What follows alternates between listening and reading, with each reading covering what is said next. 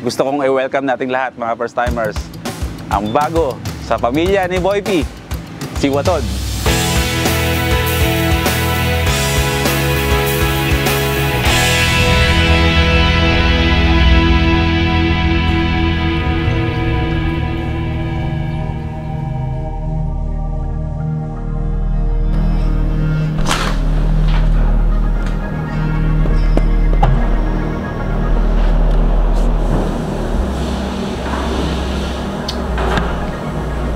Nothing special sa bintana na to.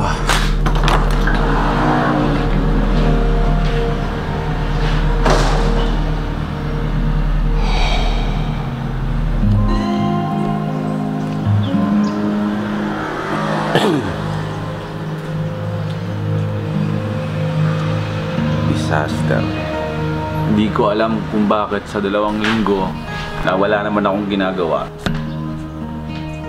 Nagawa ko kung lumipas ang 2 linggo na hindi ako productive.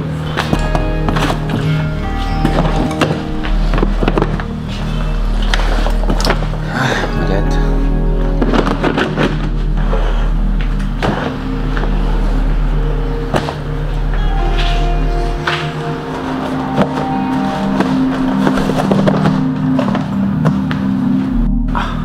In short, demotivated.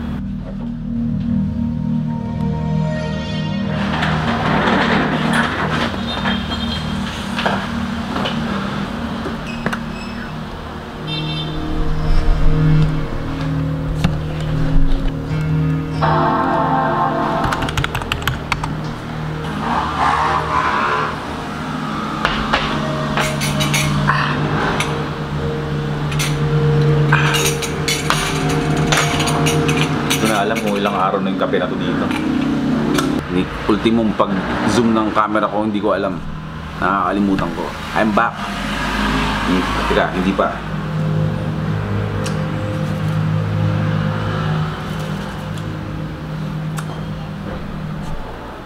I'm back. 2 weeks na walang upload. Hindi ako bumabiyahe. Nakakulong nga ako dito sa shop na to. Walang ginagawa. Overthink ng overthink sa mga gustong gawin ko sa buhay. Disappointed. Explain ko sa inyo kung bakit. Frustrated. Kapaliwanag ko sa inyo kung bakit. Yung katotohanan na hindi lahat alam. Napakabilis maging YouTuber. Pero napakahirap maging content creator. Explain ko sa inyo kung bakit. Isa akong content creator. At sa likod ng pagiging content creator, maraming mga battles, mga wars na hindi alam ng mga viewers. Tulad ninyo. Akala ng iba, ang pagiging content creator is magbibideo-video ka lang ng kung ano-ano dyan at matatawag mo ng content yun. Hindi ganoon. Once na binidyohan mo isang bagay na hindi mo pinag-isipan at yung pagkakataon mismo, yung pangyayari, ang binibidyohan mo straight, hindi yung content. Nagka-capture ka lang ng video na nangyayari, pero hindi ka nag-create ng story. Ang content creator, nagsisimula yan sa pagsusulat, sa pagpaplano, paano mo siya i-shoot, kailan ang date, kailan ang tamang pagkakataon, kung kailan ka gagawa ng shoot. Dahil sa panahon ngayon, ulan ng ulan. At yun ang sumira ng motibasyon ko bilang isang motovlogger. Bakit? Kapag umuulan, hindi ako makaalis. Yan yung panahon natin. Kapag ako naulanan, nagkakasakit ako. Wala kang ibang masabi kundi grabe. Akala ko ang lakas-lakas ko na magmotor. Akala ko ang lakas na ng resistensya ko sa kahit anong klaseng magdadaanan ko sa long ride. Yun ang unti-unting nagpabagsak sa aking yun ang unti-unting nag-demotivate sa akin para mag-vlog. Isipin mo, 2 weeks, wala akong ginagawa. Andito lang ako. Yung PC ko nga hindi ko binubuksan. Ako, nag-spend ako ng araw, maghapon, dito sa computer na to. Pero sa loob ng 2 linggo, nasa baba ako. Kaya yung pagiging YouTuber, mabilis. Gagawa ka ng YouTube mo, YouTube account mo, YouTube channel mo. Matatawag mo na YouTuber ang sarili mo. After that, anong mangyayari sa'yo? Anong mangyayari sa akin tulad sa akin? Matagal na ako sa pag-YouTube pero umaabot ako sa ganitong klaseng sitwasyon na de-motivate at na uubos yung apoy sa akin. Bakit? Di ko rin alam. Ang ganda-ganda ng plano, vlogumentary. Gusto kong mag full blast. Gusto kong all out sa... okay ba ako? Gusto kong maging all out. Gusto kong mag all out. Gusto kong ang hirap mag-vlog. Gusto kong mag all out sa pagda-travel. Vlogumentary pa rin. Pero ang daming hadlang. Sa loob ng 2 weeks, gumawa ako ng paraan para masolusyonan lahat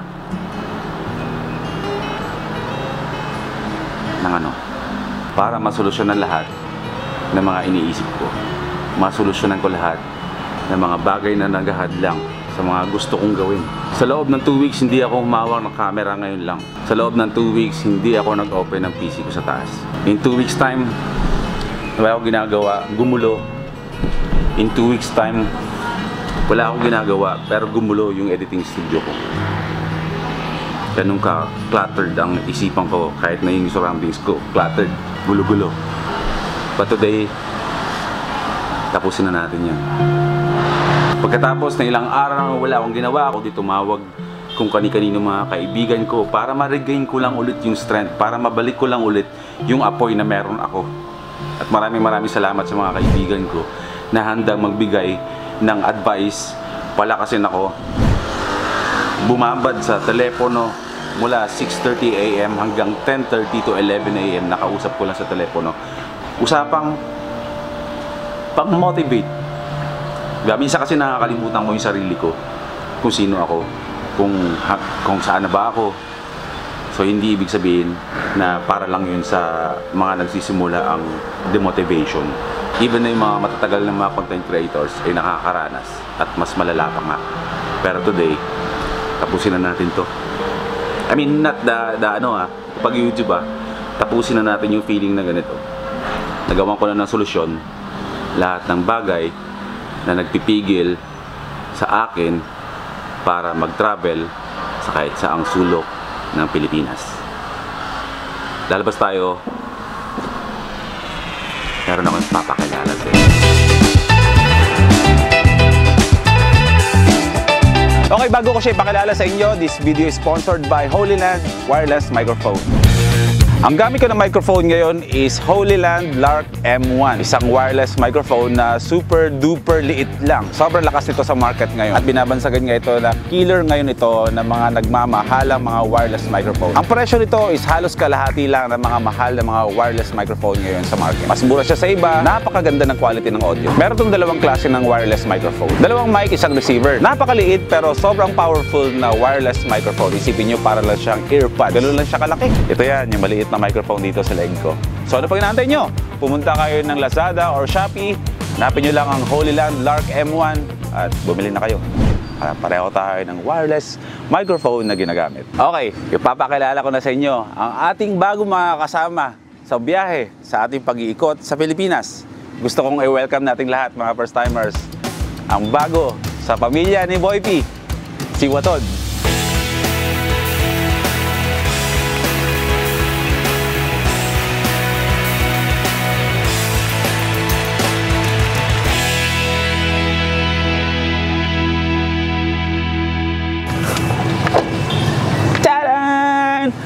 Mga first timers, i-welcome natin si Watod. Ang ating bagong sasakyan sa mga biyahe natin. Mamaya ipapaliwanag ko sa inyo kung bakit meron tayong minivan dito. So, bakit nga ba Watod? Siyempre tatanungin niyo kung bakit Watod yung pangalan niya. Yung Watod is yun yung pangalan ng isang channel ko sa YouTube na kung saan doon ako gumagawa ng mga calming na mga videos. Gumagawa ako doon ng mga puro drone shots lang ina-upload ko doon. Eh hindi ko naman mapanindigan yung second channel. Sabi ko, sige, nagkasundo kami dalawa ni Prisha na si Watod ang ipapangalan namin dito sa minivan na to. Anong ibig sabihin ng Watod? Gala, sa Bisaya, sa Aklan. Pag sinabing gala, Watod. So, gala na van. Ngayon, magkakaroon lang tayo ng konting tour dito sa sasakyan na to. Diba, in-explain ko kanina sa umpisa na ang purpose kung bakit nandito to is para makapag-travel tayo ng maayos problema ko ang pag-ulad-ulan, nagiging hadlang siya sa mga biyahe ko dahil nga sa pagmumotor natin. Pagmumotor pa rin naman ako, pero sa ngayon, kailangan natin itong sasakyan na to para maging consistent tayo sa ating pagbabiyahe at pagpipicture na kung ano-anong mang lugar dito sa Pilipinas. So bibigyan ko kayo ng konting tour, pasilip lang muna kasi itong sasakyan na to, 2 weeks pa lang to sa akin. Wala tayong gagawing modifications dito sa minivan na to. Though may mga modifications naman dito na talaga nakamags na siya. Di ba? Ang pogi niya tignan. Ang ganda ng kulay, favorite color ko, kulay asul. Samahan niyo muna akong sumilip. Dito, papakita ko lang sa inyo yung loob ng van, ha? Ayan. Napaka maliit. Pero pag nag-drive ko na dyan, hindi yan masikip kapag nandiyan ka. Sa laki kong taong to, talagang kasyang-kasya ako dyan. Tapos nandito naman is yung para sa pasahero.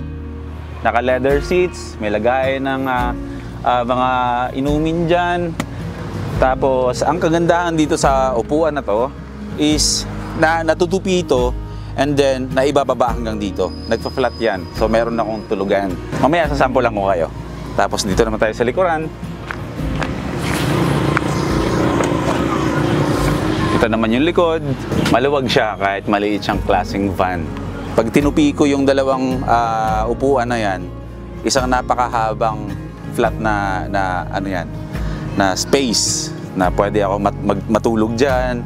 Tapos dito yung mga ibang titignan ko, wala pa akong aayusin ko muna kung anong pwedeng dalhin natin sa biyahe. Malamang yung mga dadalhin lang naman natin sa biyahe is yung mga camera gears ko, tsaka yung mga iba kapag siguro mga dalas natin ginagawa kapag naka L300 tayo is yung mga panluto-luto natin.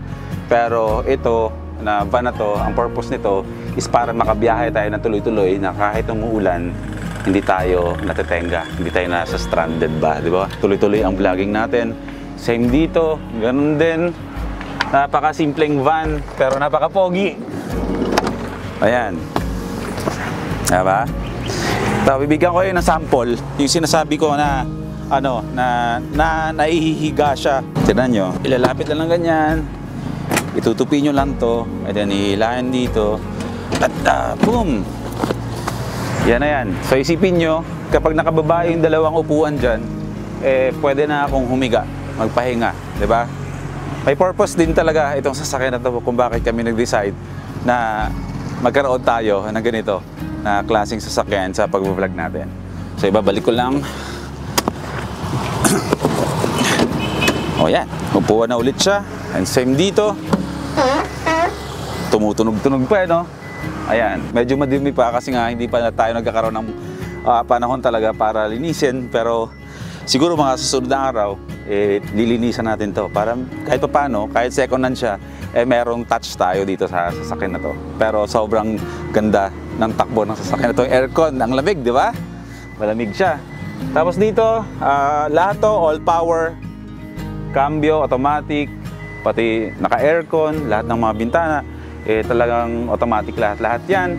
Yan, napakasimple lang, 650 cc itong van na to. So, ano pa ba? Ganun lang siya kasimpleng van. Tagus-tagusan siya Tagus-tagusan. Pwede ka pumasok dito, lumabas ka doon. Pwede, sa kunwari, bumabiyahe tayo, papahinga tayo, hihinto tayo sa beach. Bubuksan lang natin yan, pwede tayong humiga dyan. Presko tayo, di ba? Yan ang purpose niyan. Dito na rin ako mag-edit sa van na to. Kunwari, babiyahe tayo, tuloy-tuloy tayo, walang uwian. Di ba? Hindi na ako mamumroblema ngayon sa aking hotel. Kasi kung aminin ko naman sa inyo na talagang gustong-gusto kong bumiyahe, pero ang problema is talagang yung hotel accommodation sa araw-araw, yun ang pinakamahirap at pinakamagastos sa lahat. So sabi ko, kapag may van na, though medyo tataas ang gasolina natin, pero mas mahal pa rin yung araw-araw ko nag-hotel, di ba? So ayan na yan. Tapos dito sa likuran naman, nung binigay sa akin to, yung binigay sa akin to is may mga sign na siya na parang may mga tools na rin dito. Hindi ko pa naayos. Merong walis, sabi ko lilinisan ko pero hindi ko pa nagagawa. At yan. Yan yung van natin na gagamitin natin. So, at least ngayon, malaki ang maitutulong ng minivan na to sa biyahe natin. Kasi ulanin o arawin, anumang klaseng kondisyon ng panahon, lalo na ngayon ulan ng ulan, ay hindi na tayo masa-stranded, hindi na tayo sisilong kahit saan para tumuloy tayo sa biyahe, di ba? Kasi kahit umulan, tuloy-tuloy yung biyahe at pwede na akong matulog dito. Pwede rin ako mag-edit dyan ng mga vlogs ko. Tapos pwede rin akong magpahinga dito, di ba? Magdadala na ako ng mga tulugan ko, mga cookwares ko, magdadala lahat ng mga gadgets ko sa pagbablog. Ilalagay ko na dito sa likuran. Napakalaking space para sa dalawang katao. Pero kung ako babiyahe, mas maluwag. Pero kahit dalawang katao, kasama ko na si Madam Trisha, si Girl P, kasyang-kasya pa rin kaming matulog dito sa likuran. So, ayan lang, ganyan lang siya. Nung araw na pinikap namin to sa totoong nagmamayari, after nun, tingin-tingin na ako sa YouTube na kung ano bang pwedeng gawin sa van na to para kahit paano. Sasakyan man siya, pero parang gusto ko na siyang gawin na parang homey na sasakyan na lahat ng mga kakailanganin ko, lahat ng mga pangangailangan ko sa pagta-travel. Siyempre, hindi natin may iwasan na magluluto tayo kasi nga, di ba, parang pangalawang bahay ko to, ito magiging bahay ko talaga.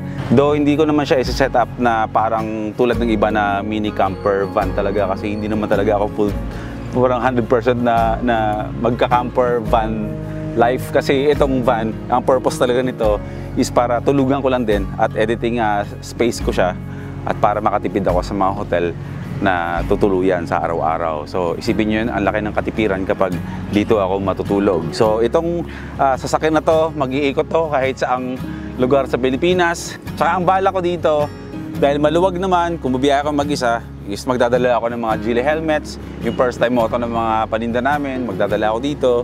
Online, kumbaga parang mobile first time moto, tindahan na rin itong van na to. Kung pupunta ako sa isang lugar at may magustuhan kayong gustong bilhin sa akin, helmet, gloves, etc., meron akong dala. Yan ang purpose niyan. So, itong van na to, ang purpose talaga nito is para meron akong tulugan, meron akong editing space kapag nasa biyahe. So, madaling salita, para makatipid tayo. At magtuloy-tuloy tayo sa ating upload. So, ayan! Yan ang solusyon ng problema natin. Sabi ko, susolusyonan natin. Pero abangan nyo, ha? Maraming biyahe ang nakalista ngayon. Ang pinakamalaking biyahe ko ngayon bago kami magkatanduanes ng Hampas Loopers, syempre, Katanduanes, motovlog yun, loop yun. Magmumotor tayo doon. Pero ngayong second week ng November ay pupunta ako ng Davao Oriental. Kasama ko si Commander Daot. Papunta kami ng Davao Oriental. Magkikita ulit kami ni Becoming Filipino. Mag-adventures kami doon. Pero sabi ko nga, dapat nga mag-aeroplano ako, dumating na siya sa atin. Sabi ko, ilaban natin hanggang Mindanao. Kasama ko si Commander D.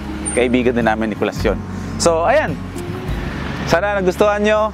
Pagsisikapan natin na in time maging atin itong van na to. At syempre, more adventure sa atin. Wala na tayong excuses na yan. Wala na tayong dahilan para hindi mag-upload. Pagkita-kita tayo sa susunod na vlog. Samahan nyo ako kung paano natin naayusin to. Magkakabit ako dyan ng mga camera rigs ko. Ipapasok natin lahat-lahat dyan ng mga kailangan ko. Yung mga cameras ko, gears ko at lahat-lahat. Pantulog, panluto, lahat. I-set up natin yun sa loob. Papakita ko yun sa inyo. Okay? Maraming salamat sa suporta. Ako naman ay hindi talaga hihinto. Di ba? Mapapagod, magpapahinga. Pero babalik ulit na mas malakas. Welcome natin si Batod sa buhay natin mga first-timers. Kita-kits tayo sa susunod na biyahe!